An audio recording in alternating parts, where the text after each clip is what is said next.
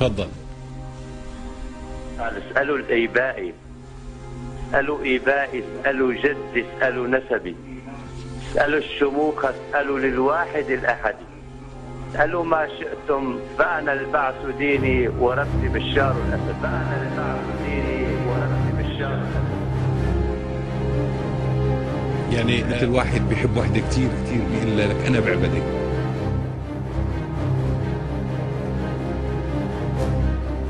نحن الآن على الهواء، أتحداك وأتحدى اللي خلقك، أتحداك وأتحدى اللي خلقك، يثبت أنه الآلة السوري هو اللي قطعها. زائدا هذا هو الشرقية.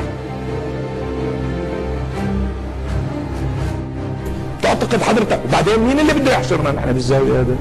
اللي بيحشرنا بالزاوية بنحشر الله اللي خلفه كلياته على بعض. نحشر الله اللي خلفه كلياته على بعض. استغفر الله العلي العظيم.